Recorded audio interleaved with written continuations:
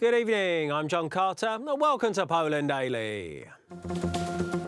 Today, Gazeta Wyborcza Daily published an investigative story they had earlier claimed would shake up the Polish political scene. The piece was supposed to personally discredit the leader of the Law and Justice Party, Jarosław Kaczyński.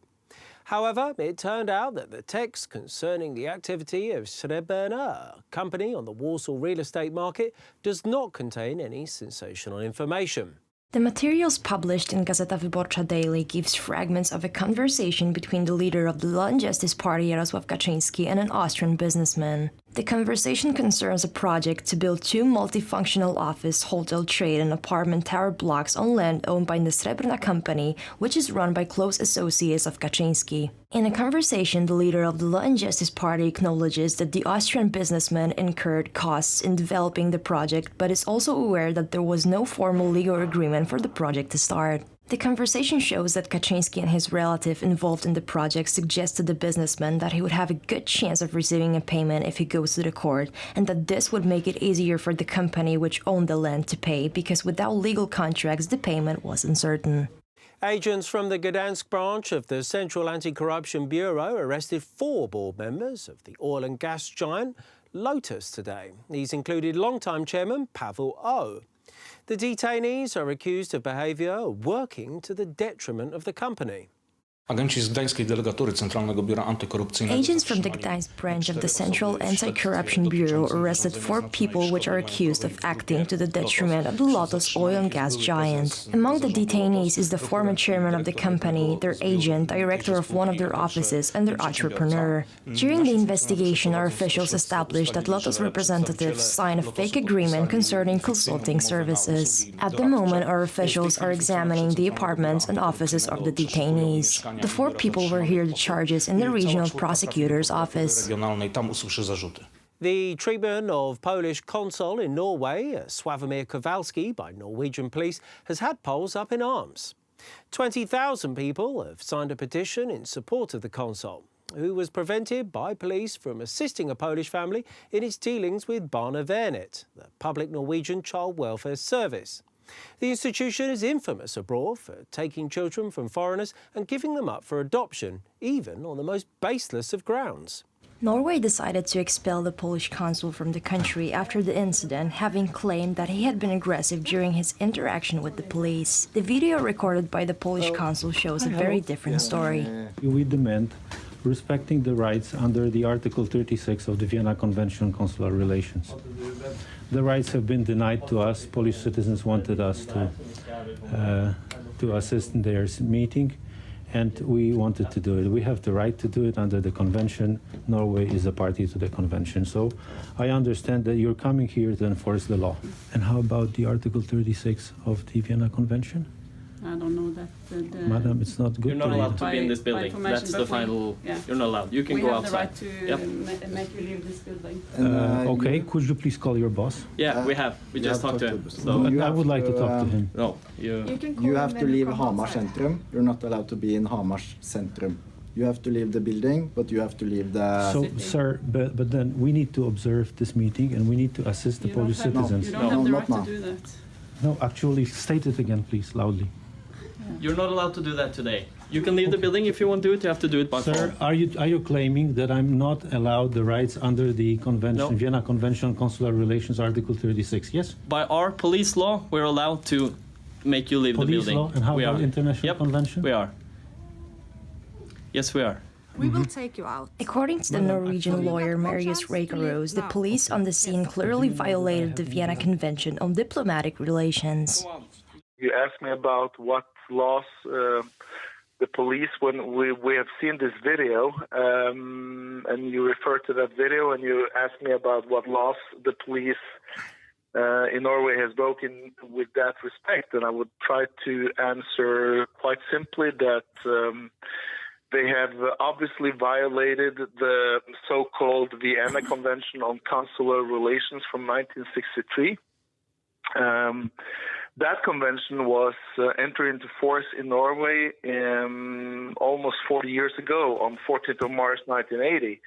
And a diplomat or a consular, He is entitled, especially according to Article 36 of the Convention, which is referred to by the diplomat himself, to have an undisputed communication and contact with the national of the Polish state. Not only disrespect the law, but actually is violating the law. And if we refer to that Vienna Convention on Consular Relations, Article number 43 in that convention, it says that a consular has the immunity from jurisdiction. It states that a consular should not be amenable to the jurisdiction of the judicial or administrative authorities of the receiving state. I mean, in this case, Norway. The Polish Ministry of Foreign Affairs is now contemplating whether to expel the Norwegian consul in Poland if the Norwegian government doesn't reconsider their decision to expel the Polish consul. Political parties across Europe are starting to prepare for the European elections in May. Today, the National Rally, formerly known as Front National, kicked off their campaign in Paris. Party leader Marine Le Pen has decided to appeal to younger voters by allowing 23-year-old rising star Jordan Bardella to lead the campaign. The party is counting on winning the European election in France and hopes that the increasing problems with makeshift migrant camps appearing in large cities will aid their campaign. The 23-year-old Jordan Bardella has been rising quickly through the ranks. He says that Italian Minister of Interior Matteo Salvini has shown the way forward to the national rally. Matteo Salvini has shown what he can do, so it's normal that he has a major role on the European stage. His party has 30 to 32%. I remember him being elected with 17 or 18% of the vote in Italy. With 32% today, it clearly means that when our ideas come to power, when they are put into practice, well, then they are approved by the people. So that's great. We're really happy to work with Matteo Salvini. He continued by saying that with people such as Matteo Salvini in power, it will be possible to reform the European Union. We are ready today to go along with our allies to the European Commission to negotiate a return to national sovereignty and to put an end to the European Commission, because if tomorrow we are in power and that we need to rewrite treaties with the Freedom Party of Austria or with Salvini in Italy, I think it's a game changer, and at that point we would get rid of the European Commission. We will give the advantage to the European Council to transform Brussels' European Union into a great Europe, a great alliance of nations. The party is hoping that the increasing problem of makeshift migrant camps will aid it in the election campaign. Today, the French police cleared out around 300 migrants from an illegal makeshift camp in northern Paris. For the past few weeks, we have been regularly sending people to shelters all over the Paris region. These people are then given a place to stay, and today 299 people were willing to be dealt with. More than 1 million migrants have arrived in Europe since 2015. Many of them have set up camps in Paris or Calais, as many of them try to continue their journey to Great Britain. Thank you very much for joining us here this evening at Poland Daily. I'm Jon Carter. Stay tuned after the break for Poland Daily Weather, followed by Business. And join us after that for Poland Daily Culture, Travel and the History.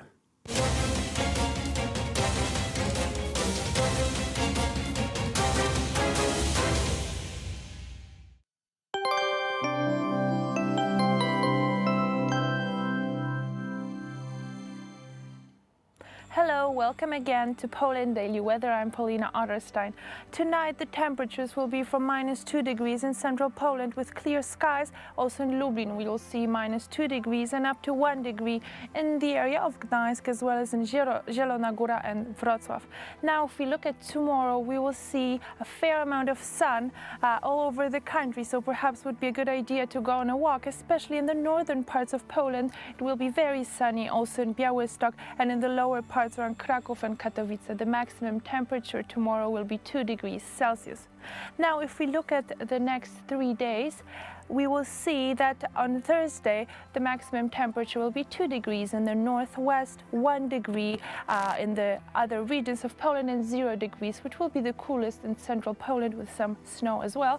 Friday, much more sunny and also up to 5 degrees in the southwest, where it usually is the warmest. On Saturday we are expecting even higher temperatures. 6 degrees will be the maximum in the southwest, 5 in the southeast, 3 in central Poland. This is all for tonight. Thank you. Goodbye.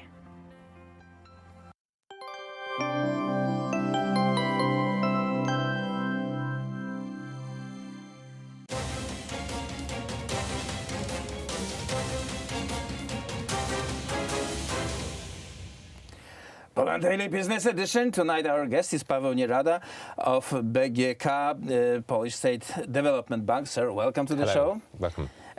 You are investing heavily in the country, but also creating your branch office in Brussels. Why is that? Yeah, I mean, we as a development bank, the Polish State Development Bank, we are to support the growth of the Polish economy. Now, indeed, last September, we have opened the first foreign representative office of the bank. Well, today, this year, the bank will be 95 years old. So I think it was actually quite a major step in development of our bank.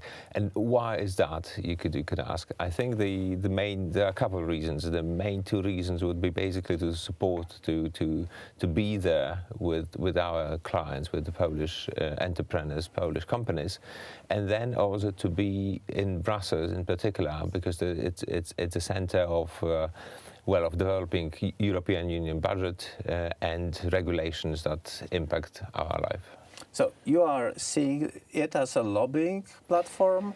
Lobbying is clearly too far. We are a bank. We are not a lobbying organization. But I think what was really needed was to be there to establish presence to tell the Polish story about the Polish economy, about the Polish finance, to gather the news, what's going on, to have your own people in charge of following the legislation that's going on. Absolutely, yes. It's clearly when the new regulations, when the new law is being developed, there's a constant process of consultancies, meetings and stuff. And I think that what we were lacking was the Polish voice was not present there. And the voice of the bank, of the financial industry, is clearly something different to the political narrative, to the B2B relationship. It is something very specific, and I would dare to say it's actually very important to bring forward this Polish story. Right, but your major operation is here in Poland, is here in the biggest Polish investments. Yeah, I mean, definitely yes. However, only 4 years ago, at the end of 2014, we have been together with our clients present in 9 countries. Currently, at the end of 2018, we have been with our clients in 60 countries on 6 continents. So this represented, I would say, dramatic growth and expansion. And we are there to support this and to foster it even better. So tell us something about this international expansion. Is there anything common between your projects abroad?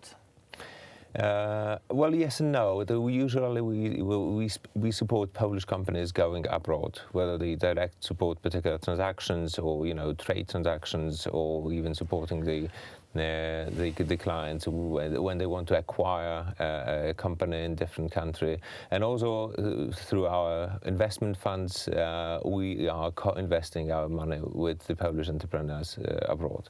So I think in terms of the offices, the Brussels was number 1.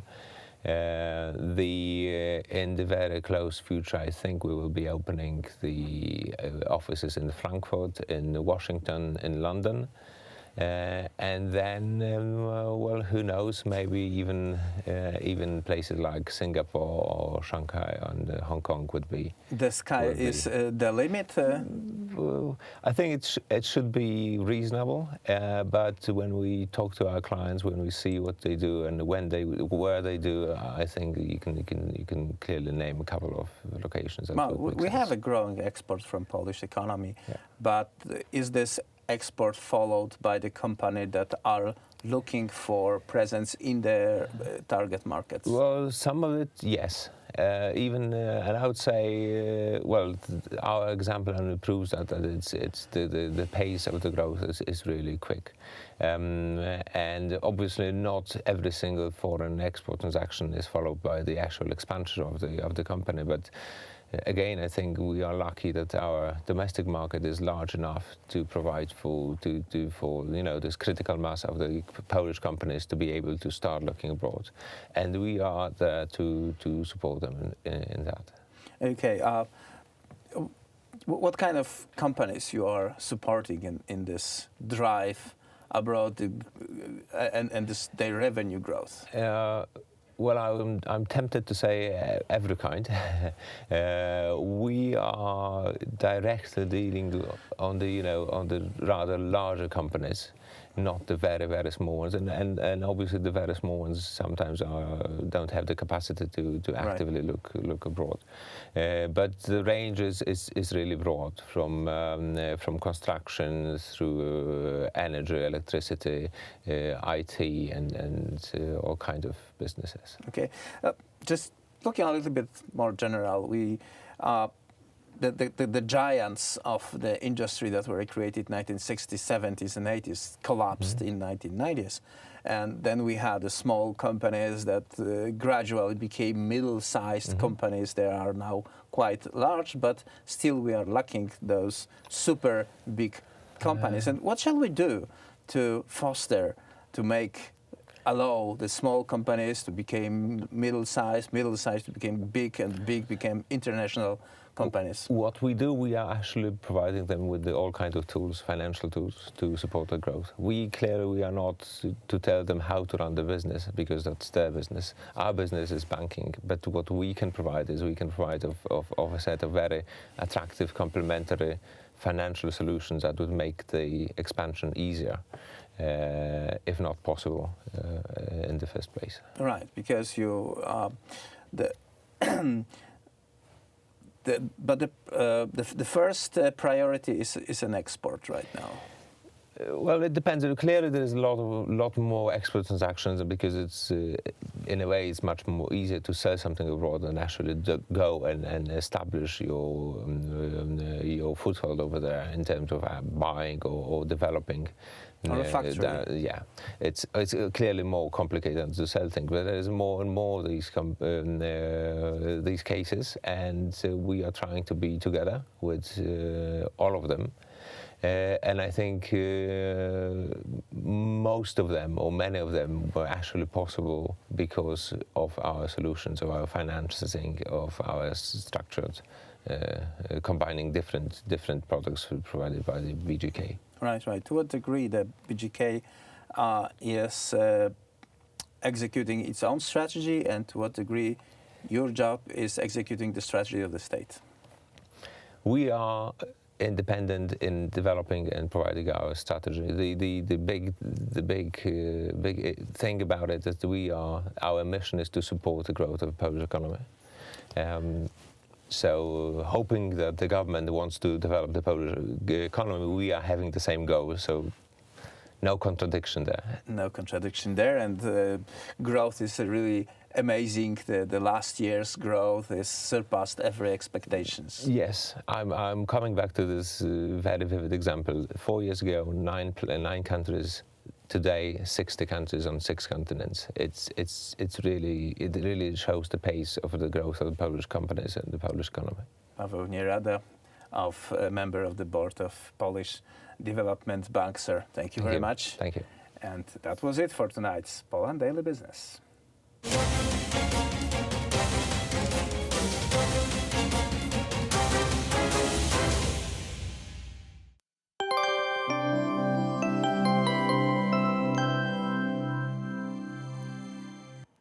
Good evening, ladies and gentlemen. I'm Paulina Adlerstein, and welcome again to Poland Daily Weather. Tomorrow in Poland we will be very lucky because there will be a lot of sun all over the country. The sunniest parts will be in the lower Poland and Krakow, as well as in Katowice. Also Bydgoszcz, Olsztyn, Białystok will see a lot of nice sun. The maximum temperature will be 2 degrees Celsius tomorrow, and we are expecting a bit of snow as well in the area of Warsaw, also Lublin and Rzeszów. Now, if we look at tomorrow in Europe, we will see that the warmest parts will be Lisbon, Portugal, with 14 degrees, 11 in Madrid, Spain, 9 degrees in Rome, so it got quite a bit cooler there, and 15 degrees in the Athens. Nice and sunny in Warsaw with 0 degrees, and the coolest will be -5 in Oslo, Norway, as well as in Stockholm, Sweden. This is all for tonight. Thank you.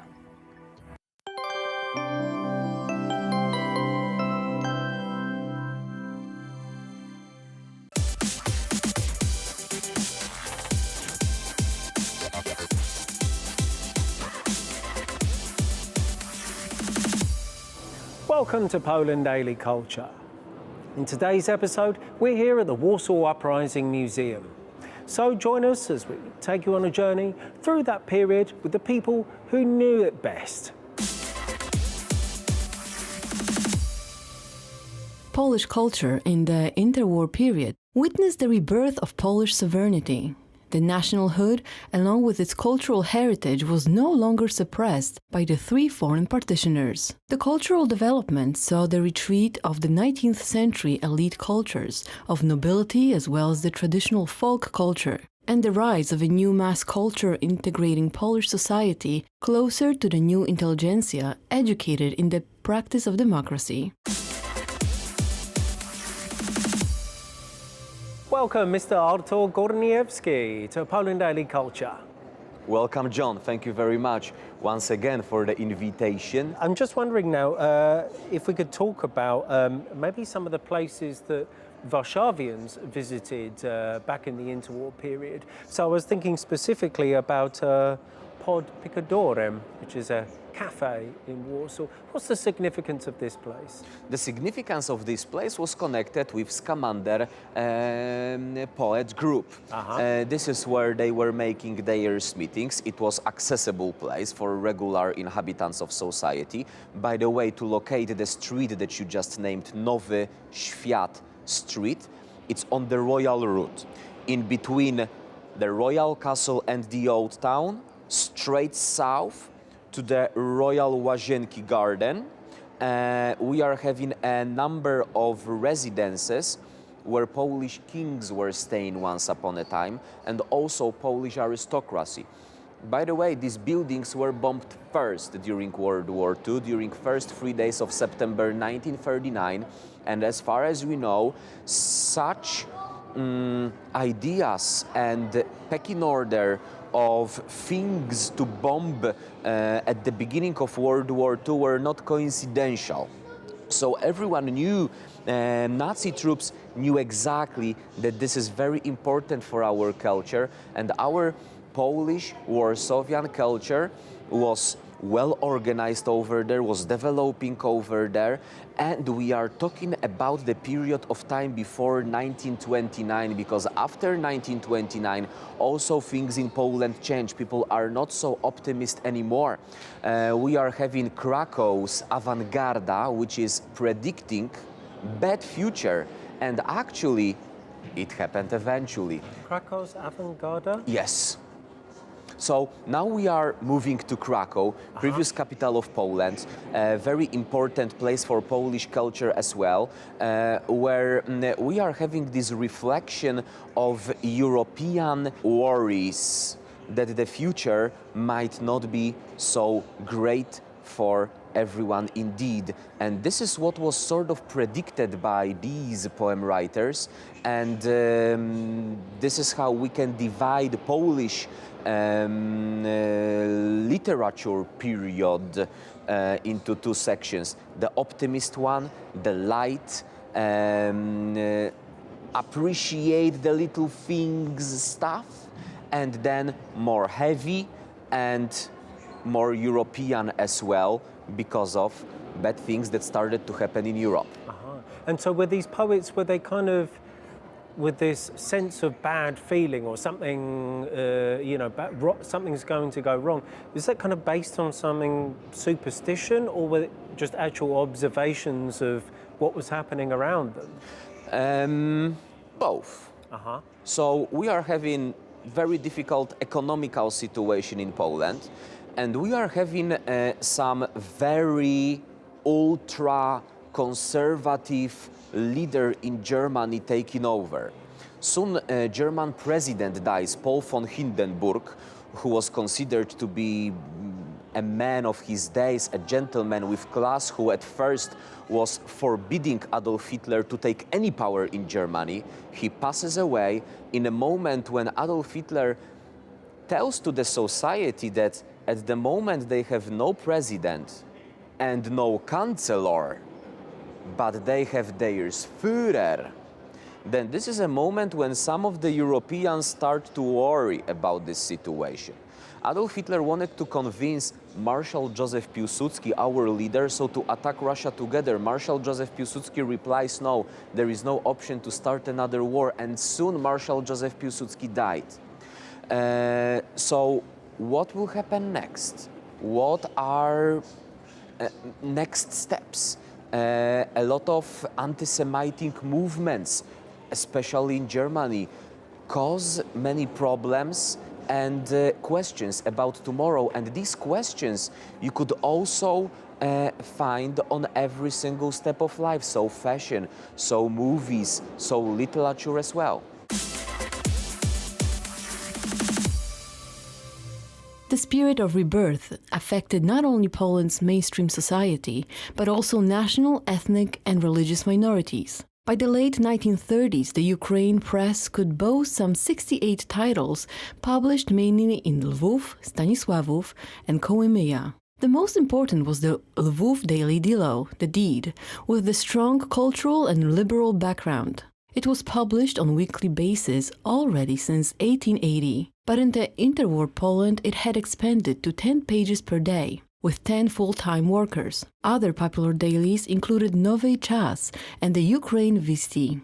The Belarusian press consisted of 16 periodicals, and the Lithuanian as well as Russian press published around 10 titles each. At Warsaw University, the seminars on Ukraine history were held by renowned scholar Professor Myron Korduba, who taught Jerzy Giedroyć, among others. Okay, just slightly switching gears for a moment. I'm wondering if you could tell us a little something about the sort of fashion and costumes which kind of characterize Poland in this interwar period. Okay, John. So let me prepare for this section of our speech in a more colorful way, more of folk flowers we are having in here. And what's very important right after World War I, right after the moment when we got back our independence, that everything became universal and simplified. So as far as nowadays we wear things we like, only if we consider them fashionable, then probably many people will consider them fashionable. Same when it comes to Europe, world, and Poland in that period of time. If Polish ladies and Polish gentlemen followed, then the ladies followed fashion from Paris, and gentlemen followed fashion from London. So Warsawian gentlemen would look exactly how English gentlemen in this period of time.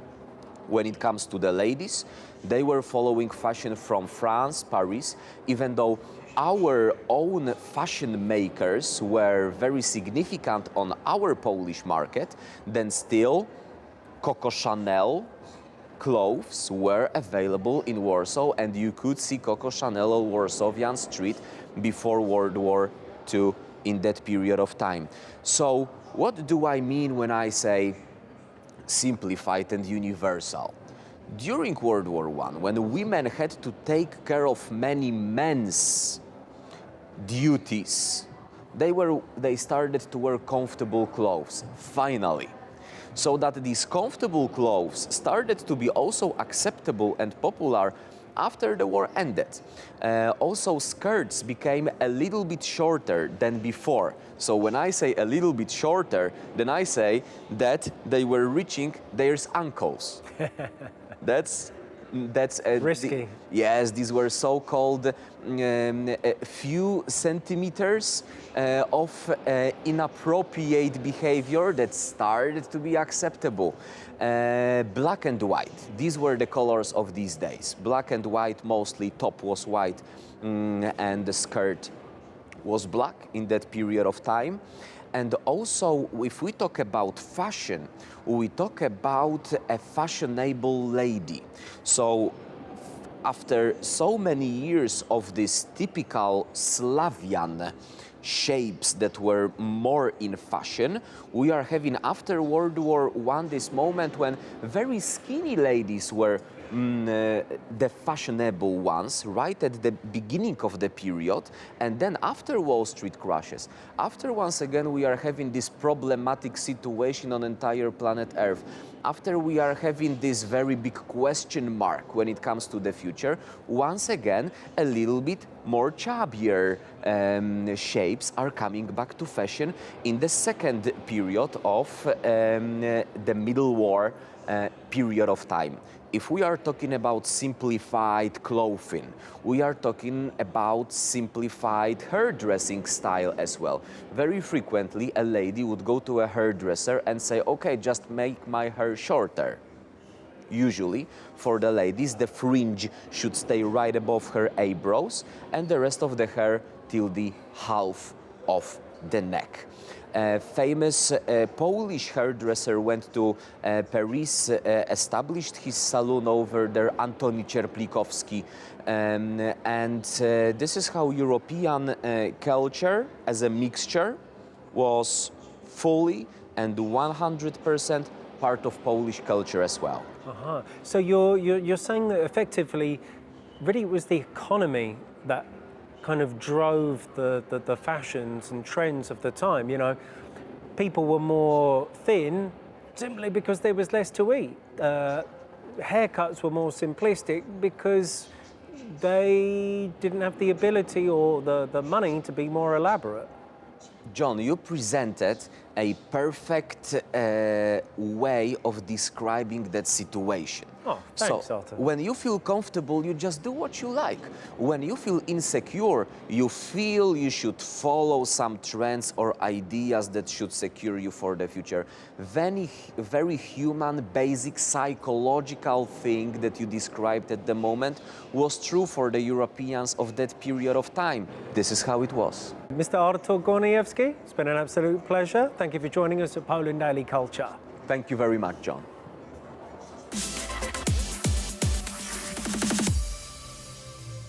Thank you very much for joining us here at Poland Daily Culture at the Warsaw Uprising Museum. Join us again tomorrow as we take another fascinating journey through Polish culture.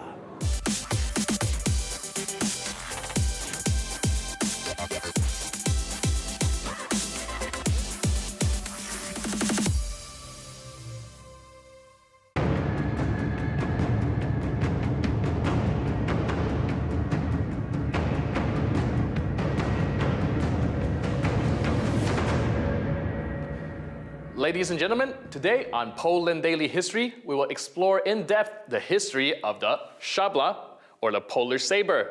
This is the weapon that is immortalized by the Polish wing hussars that spread fear throughout European history, and it was used to save Christianity in the famous Battle of Vienna. Today, we will talk to the expert, Marcin Bąk, an instructor of fencing and historical fencing. And later on in the program, he will teach us a few moves. We know that during the 16th, 17th centuries, Poland is in constant combat with the eastern neighbors, which are the Ottomans and the Turks. And at the same time, though, there's combat going on with the western side of the Polish neighbor, namely the Germans. So I was also wondering, what are the differences in styles in terms of combat when it comes to Polish and the Germans?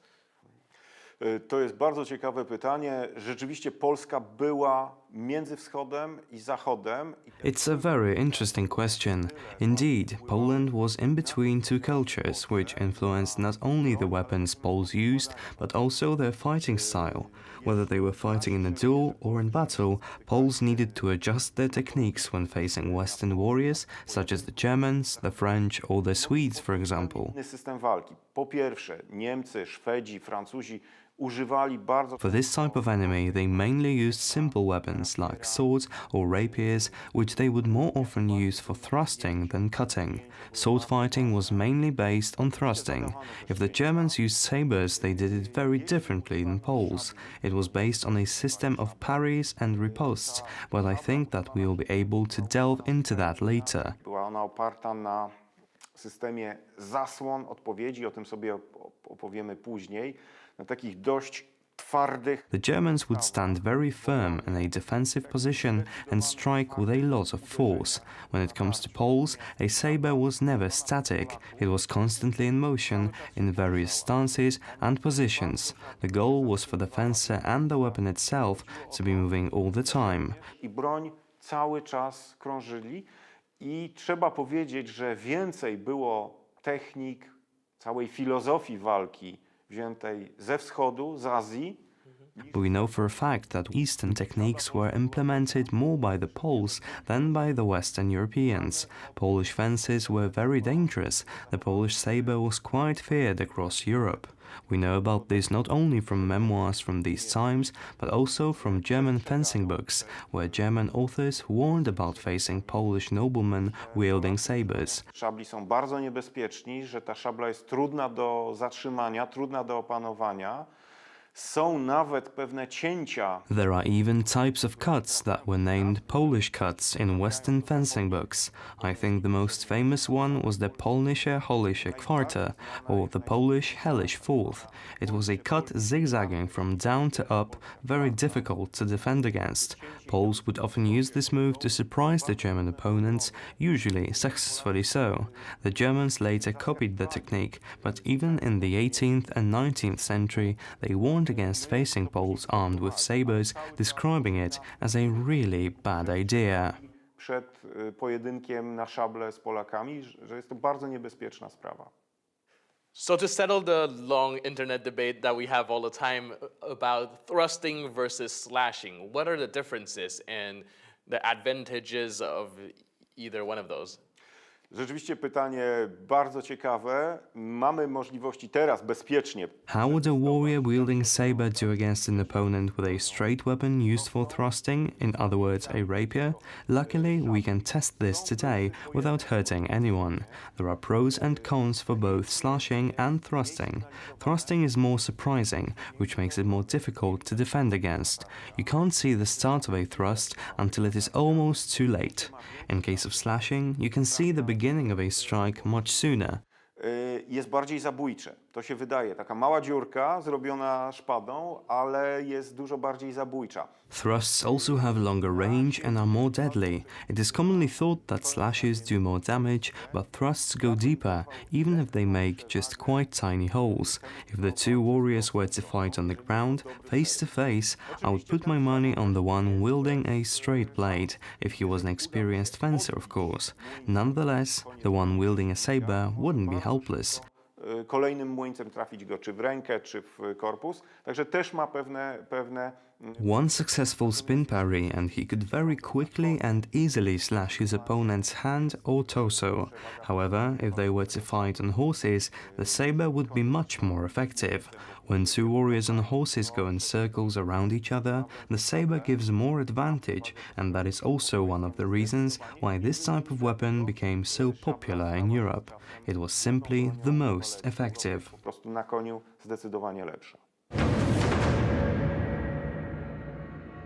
Your defense is this kind of circulation. Slowly is yes, and my answer yes, yes, yes, yes, yes. More speed.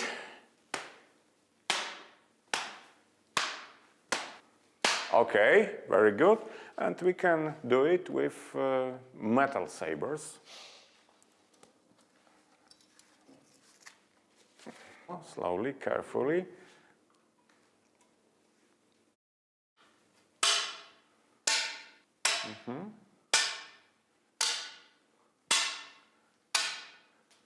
Okay, very good. There are two kinds of parrying. The first, blade to blade, and the second, blade to the flat of your weapon. The older is this kind, but the safer is this kind. The edge of the blade to the edge of the blade. But the historical kind of parrying is this or this. You can deflect your opponent's blade by heat this or this. Right? Very slowly.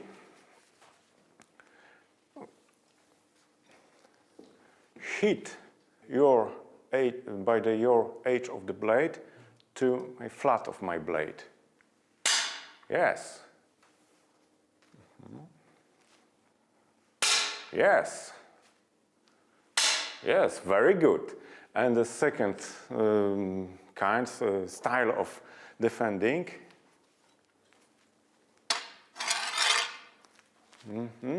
By the flat of your blade, very slowly.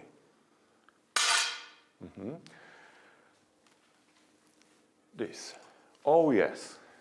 This is the sixth parade. Oh yes, like this. Yes.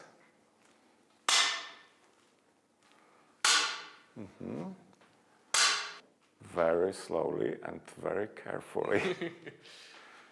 Right. No, your defend. And again. No. Yes.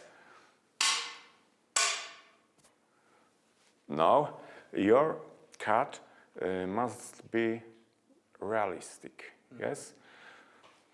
This is not good cut because I don't hurt you. This is the real cut. Slowly, but real. Yes?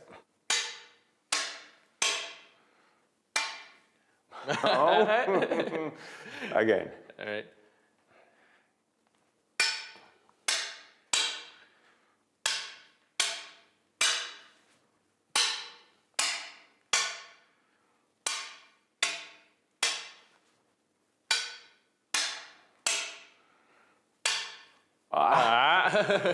This is not the real fight, but this is a good drill to understand the space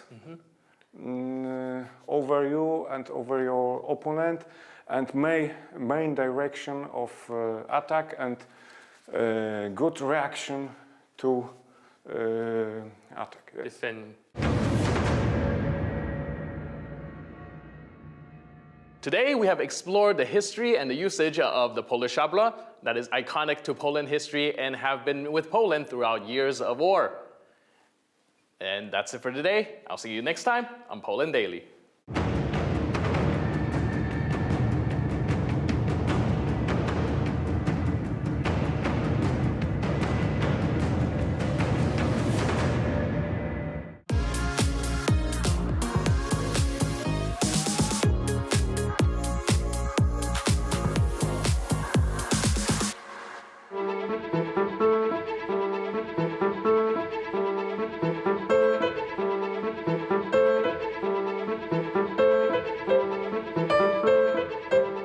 Hello, and welcome to Poland Daily Travel. In this and the next few shows, we're continuing to go behind the scenes in Warsaw.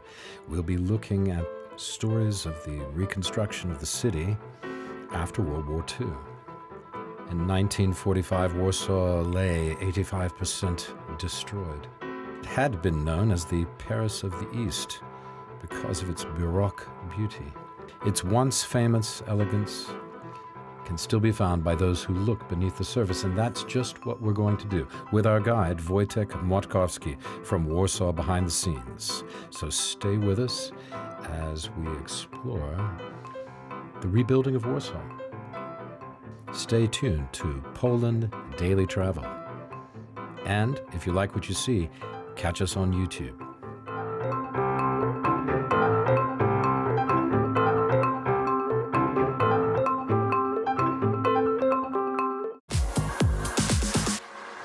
Time to talk about columns. That's right, Wojtek, why aren't we upstairs standing on the balcony talking about the columns? Well, we're being filmed from down here. While we're up there, why are we standing? I sound like Jerry Seinfeld. Yeah. Why, what's up with standing down here when we should be up there talking about columns? Why are we up there, yes? That's a very good question. Yes, You know, it is. We That's should have exactly my question. asked months ahead. We should have asked an older lady or an older gentleman living up there. Somebody because lives these there? are completely private places. Yes, Somebody it's lives there? not commercial. This is not even, in this case, this is not even a library or something like that. It's just a normal flat. Yes. But that's not a normal flat. It's an amazing balcony. Well, if looks you like are a fort worker, Greek or revival or something, yeah? if you are a distinguished serviceman of the workforce, yes, Right. then you will be granted such a place, yes? Yeah, in the old days. Or Yeah. you could be a KGB guy, who knows? You But could be a it's- KGB guy? It's Yeah. quite likely. You mean a that- Secret Service guy? Yeah, but this could be quite likely that these guys... It's supposed no. to be secret. Oh, yeah. Yeah. Because okay. there are some things that we don't know about. Don't talk about the secrets. Yeah. Because, you know, the truth is really out there. Yeah. Who lives there. You think but so? for Yeah. me, these are pretty privileged people. Whatever they are now, this is a very good location. Just It's look around. fantastic. It's Yeah. great parks in here. This is just a few steps away from the very city center. It is Yeah. across a street from a beautiful Krasiński garden. Uh-huh. This is also a couple of walks, like you know, a couple of steps away from a great library over there in one of the buildings. It has everything, even a parking lot. So it has absolutely everything. You know, in 1950s, people thinking of a parking lot that would not be that advanced in Poland. We didn't have all too many cars in these days. Yeah. We have also a cinema next door to here. And Yeah, there was one of the first cinemas that were Yeah. rebuilt after the 89, and this right? is one of the safest places. Right here is safe? In here. Yes, because we are just few... I feel safe. Do you feel safe? Oh, yeah, absolutely, because we are just few meters away from the largest police precinct in Warsaw. Oh, the Yes. police station is nearby. Yes, the biggest one Oh, in the okay. city, so the main one. All right. So this is, for so many reasons, a very safe place. First Right. of all, it's only visited by tourists and by locals that are usually a little bit older than me. Uh-huh. And this is next door to the largest younger possible than me. police precinct. No, I'm just No, kidding. they're even older than you. Even older than me? Absolutely. Like, you know, Good 20 years Lord. older. Impossible. People do live up to I know who certain the Beatles are. I'm ancient. Mhm. Do you remember? Do you remember with Presley? Yes. No, of course not.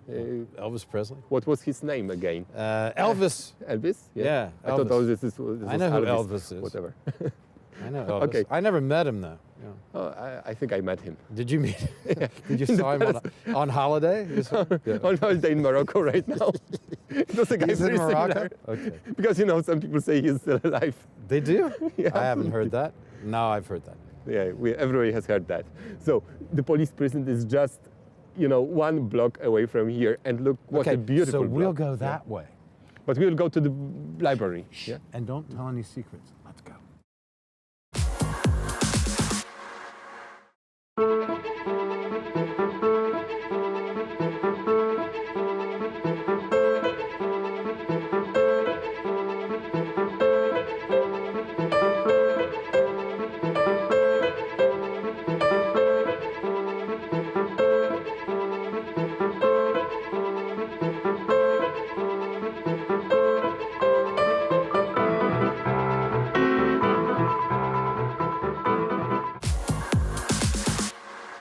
Hi, Poland Daily Travel, and we're back. My name is Will, and this with me is Wojtek. We are behind the scenes in Warsaw with Warsaw behind the scenes in a brand new location at the Lubomirski Palace. Lubomirski being one of the grand and great old families of Poland. Wojtek, why particularly are we here, and what do you have to tell us that is secret and behind the scenes? Well, this palace has been put right to the front scenes of Warsaw, and it wasn't always like that. Back in history, this palace was not visible from the main road. It was just hidden in a way. It was standing along the main axis of a royal park, and you can see it from the main street. And this has changed. After rebuilding the palace from World War II damage, the palace was standing in a different location than today. Where was it standing?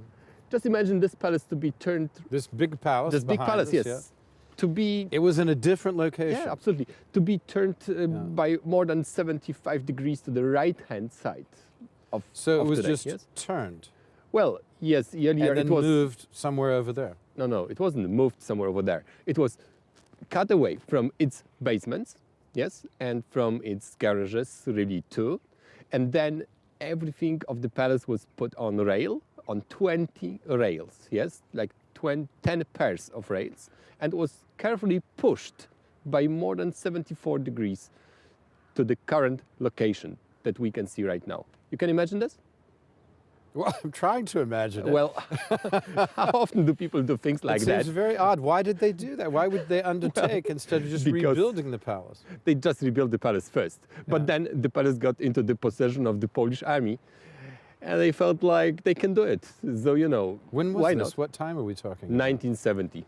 In 1970? 1970, yes. Okay. So under communism, yeah. Absolutely, Yeah. absolutely. In the middle of it. Yeah. Right in the middle of it, and under generals that just 2 years earlier have invaded Czechoslovakia. They invaded Czechoslovakia in 68. And that was a little bit shameful, sorry, Czechs and Slovaks. Did Poles for doing that. invade? The Soviets invaded. The and Russians Poles did. and There were Poles too? and Hungarians, as far as I Yeah. remember, and Yeah. Eastern Germans. Yeah. And it was everybody doing it together. So They had to make them Yeah. complicit. The Soviet, you didn't have a choice. Not only Soviet Union, like, you know, invading this foreign country was pretty much a shameful moment. And so the guys that were in charge of the military wanted to commemorate themselves in a slightly different way, I assume. And that's why they turned the palace and made the face of Warsaw change this way. So yes, they did it, yeah. We have pictures of that, it's really true.